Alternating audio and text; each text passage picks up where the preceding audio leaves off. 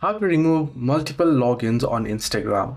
Well, hello everyone, welcome back to the channel. Let me go and show you the steps on how you can log out your Instagram account from other devices if it is logged in on multiple devices. Well, first things first, you want to open up Instagram app and make sure you're logged into your account. Then tap on the profile icon at the bottom right corner of your screen and you'll get an interface somewhat like this. Once here, you'll get the option, the hamburger icon at the top right corner. Tap on it and then head into the account center option under settings and activity.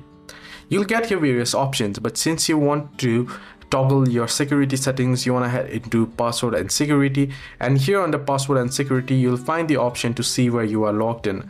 Tap on it and then choose your particular Instagram account if you have multiple accounts linked, and you can see the devices that your account is logged in on. So you can see my device is logged in on iPhone 13, that is this device, and my other device, that is Samsung A73 5C.